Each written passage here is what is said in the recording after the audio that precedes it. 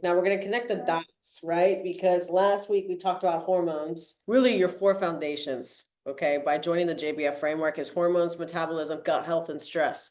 Stress is going to be a huge kicker to why your body is or isn't releasing fat. So those are the four things that not only go hand in hand, but are the reason of the results that you're getting thus far. So if you're ever in a place, and I highly recommend for absolutely anybody, my little face is right up there in your app. If you're ever in a place where you're like, hey, Jenna, I just feel like my body's working against me, or I can't get results no matter what I do, having that thought process in my head of like, I overate last night, like, fuck, like I'm going in the opposite direction.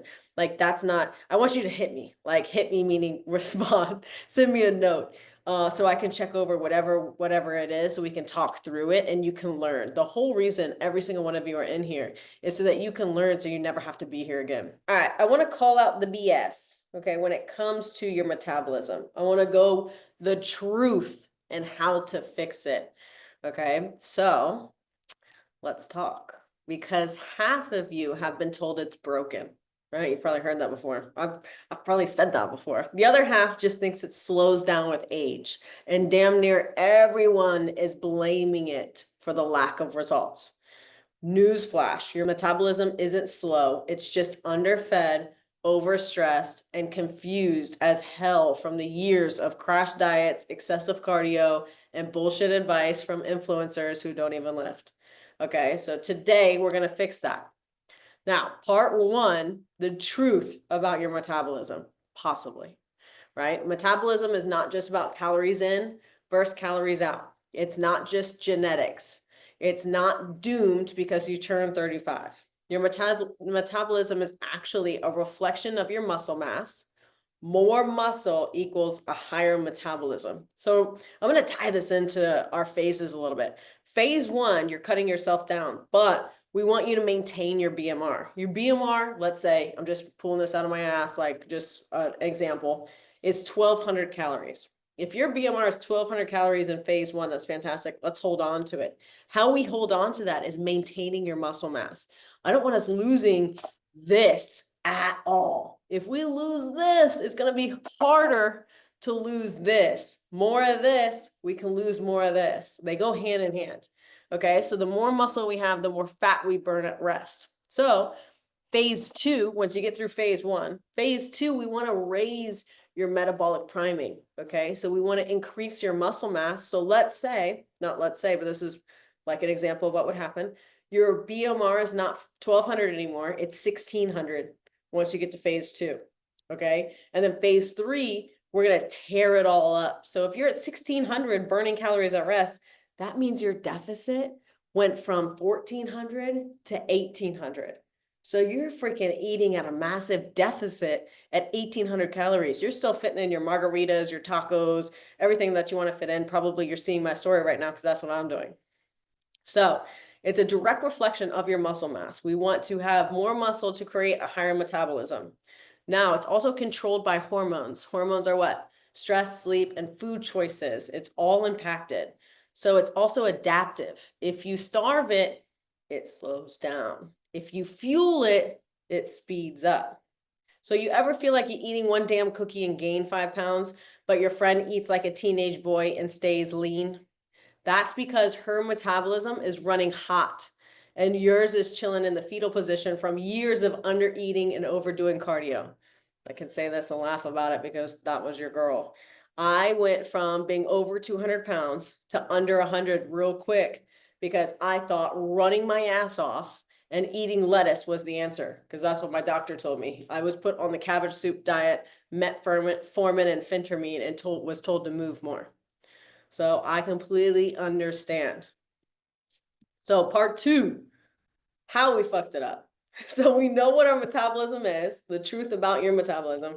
Now it's like how we get to the point, how we get here, like my example. So extreme dieting can get you here, eating like a damn bird, eating 1,200 calories a day, like when you're not disciplined, it's not disciplined. It's a one-way ticket to a metabolic burnout, meaning your muscle is going to start taking a hit. If you're under eating, hopefully you've learned this by now, but if you're under eating, especially protein, your body's going to take it. from where it can get it. And that's your muscle. So you're literally going to lose muscle if you undereat. Your body adapts and slows down, burning fewer calories over time. Okay, so let's say I'm bringing it back. Let's say your BMR is 1200, your phase one, 1200, but you're like, hey, Jenna, I fucking can't eat this many calories. I'm not going to do it because it doesn't make sense in my mind. So you're not going to eat your caloric intake that I put you at. You're going to eat under that. So let's say you're eating 1100 calories. So you're eating below your BMR. Your BMR is a guideline of like, hey, halt, let's not fucking do that. Because if you eat below your BMR, your body's going to stop hair growth. Your skin's going to be fucked up. You're not going to have energy throughout the day because your body's not going to have fuel for it. Your sleep is going to be interrupted. That's a lot of where like insomnia sometimes come from. So you definitely want to make sure you're eating enough. Now, another one's going to be excessive cardio and no strength training. More cardio does not equal better fat loss. Too much is muscle loss and increased hunger and a wrecked metabolism. I'm laughing because, man, did I go through it. So muscle is the engine of your metabolism. If you pick that up, muscle is the engine. If you don't build it, you're stuck in first gear. So that's why I like to say phase three is so much easier than phase one. Because phase one, two, you're also learning how to fucking track if you haven't tracked before. You're like, holy shit, I can't do this, right? Sometimes it feels tedious. It feels like an uphill battle. I try to make it as easy as possible for you to upload and do your meals, etc. in here. So when you get to phase three and you're eating more and you're burning fat faster, you can imagine how much fun phase three is. Like, I am a different human in phase three than I am in one. Phase two is fun because you're building, but you get my point. I'm gonna stick to this. So the third one is going to be ignoring your protein and micronutrients. If you ignore your protein, and let's say you just eat your caloric intake, I'm gonna explain this for a second. So let's say you just track calories. You're like, hey, I'm just going to track calories. I'm not going to worry about my macros. Macros are your protein, carbs, and fats that makes up your calories. So I'm just going to track calories. If you're just tracking calories, you're still going to lose weight, right? But you're going to lose fat and muscle. I want you just losing fat. So if we just lose fat, or mainly fat, right? Because sometimes you lose muscle for other reasons. But if we lose just mainly fat, we have to track our macros, our protein, carbs, and fats, right? And then our macros make up our micros. Then our micros make up our vitamins and minerals. So that's why it's also important, because your body needs that to run optimally. So we can't ignore our protein and micronutrients. Your body doesn't just burn calories. It needs fuel to rebuild, repair, and function. Low protein equals more cravings, slower recovery, and a metabolism moving slow like molasses, right? So when we have low protein, more cravings, your body is deficient in if your body's deficient in protein, you're going to crave sugar. Let me explain this for a second. So when your body is deficient in protein and you crave sugar, your body needs energy. Your body's like, that's like us knocking on your door, like, hey, bitch, I need food, I need energy, I need to run right. Because if your body's low in protein, your body's going to crave a fast-acting energy source. The fastest acting energy source we have at our disposal, sugar and carbs. So that's what your body's going to crave. So that's why I say we got to plan around protein, and we got to eat protein first. Because if you have protein and fiber, your two most satiating, macros, protein and fiber, carbs and fats, protein and fiber, you're not really going to have those cravings. Our time of the month, I can talk about the deficiencies we have there and why we crave chocolate and shit like that. But the big thing here is we want to eat protein and fiber so we don't crave the sweets or like get that like fatigue mid-afternoon. Now you also want to fix your shitty sleep and your chronic stress.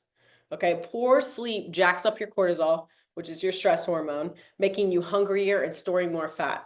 It's literally like your body being like, hey, you know what? Fuck it. I'm going to go in survival mode and I'm going to hold on to as many fat cells as I can. I'm not letting go. That's what your body does when your cortisol is jacked up. So that's why I'm saying we got to hit on those 4 things: stress, gut health, metabolism, hormones. God, guys, I just read it off my sheet. It's been a day. So we definitely want to make sure that your stress is not high, because your body will act against us when we're desperately trying to get your body to work for us.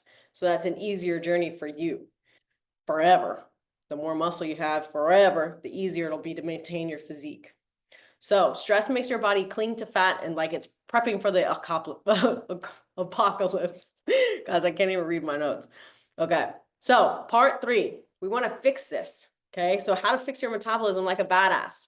We need to eat more to burn more. How crazy is that? But it's true. So stop eating like a fucking toddler. Your body needs fuel to function, period. Increase calories strategically with a reverse diet to metabolically function. A reverse diet is what 93% of us, we made up that number, 93% of us go through in phase 2. Okay, that is one of the best ways to build muscle, is staircasing your calories. You'll go up anywhere between, 500 calories is like a serious bodybuilder. So anywhere between 2 and 3 for us, okay? Now you also want to lift heavy and build muscle. If you want a faster metabolism, you need more muscle, period. I already explained that.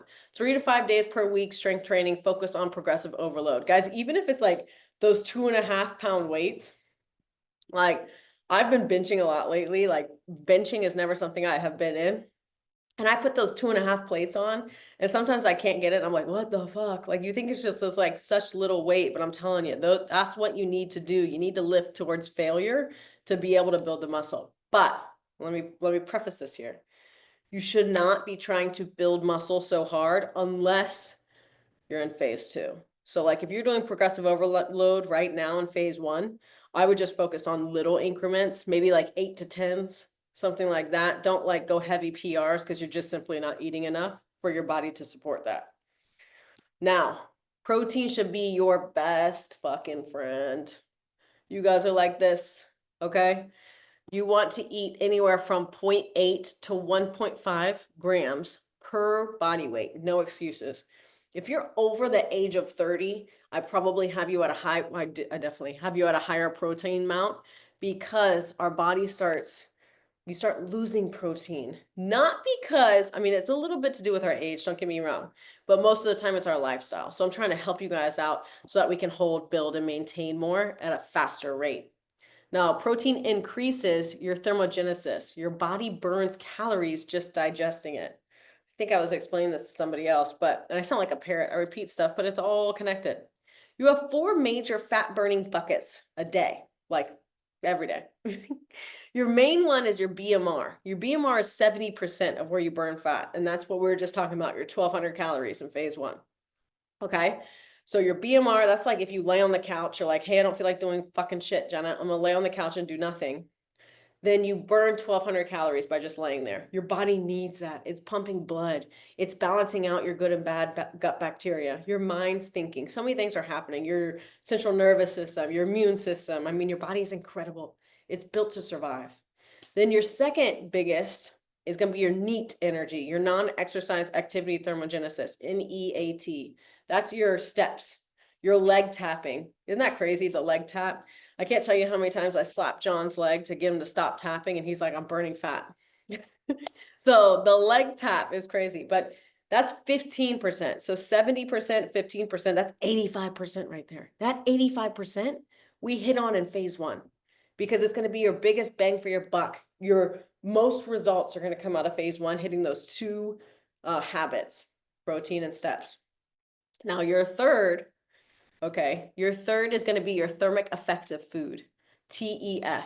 That is, when you eat food, your body needs energy, aka fat, right, to digest that food. How crazy? That's 10%. 5% is your EAT, EAT. That is your gym time. So most people think, hey, I got to be in the gym to lose weight. I got to go to the gym. I got to go to the gym. I got to go to the gym. The gym is such a small portion of where your fat loss comes from. And in the gym, if you guys have been picking up what I'm putting down, you don't even burn fat really in the gym. You're tearing your muscles apart and creating trauma micro tears. The real fat loss comes from everything outside of the gym, the 23 hours outside of it, where you're hydrating, nutrition, and recovering. So we also need to stop stressing and sleep 7+ hours. You know what? It's super hard with a newborn. It's hard with your schedules. It's hard with toddlers. It's hard with whatever's going on. So do your best here. But I recommend having like a time you go to bed and a time you're out of bed, instead of like hitting snooze. Because I used to be the girl I mean, this is like 3 months ago. I used to be the girl that would just have an alarm set for like 4:30 in the morning, and I would hit snooze more days of the week than not. And that's just raising my cortisols, and I'm doing that to myself. So definitely set times for you that works for you. High stress equals fat storage, remember. So stop overthinking every calorie and learn to chill the fuck out. Teresa had a strawberry milkshake last night. Sorry, Teresa, calling you out. Don't stress about that. She enjoyed it. I had 2 margaritas and a glass of wine, and I'm not stressing about that. I'm moving on. I woke up this morning back on my shit, had eggs. So you get my point. Don't stress, move on. Don't stress, move on. Fix your sleep. No sleep equals cravings, hormone imbalance, and slow recovery. So sleep is important. Be patient, consistent, and stop looking for quick fixes. Your metabolism did not get wrecked overnight, and it won't be fixed overnight. Give it 6 to 12 months of actual eating, lifting, and recovering properly before you claim it's not working. Okay. And definitely just reach out to me because I will help dissect anything that you're going through. So I just want to repeat because I know I talked a lot around those. Eat more to burn more. Lift heavy and build muscle. Protein is your best fucking friend. Stop stressing and sleep more. Be patient, consistent, and stop looking for quick fixes. You're here for a reason. We're going to fix all this shit. Okay. Each phase has its purpose.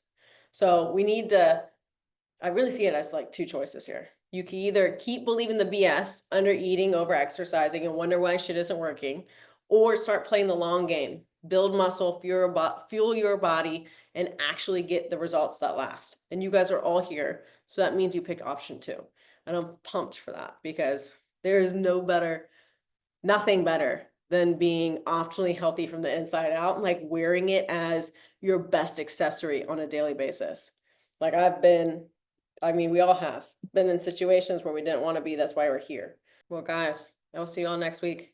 Keep me posted on whatever you need. My face is right there in the app. Don't be strangers.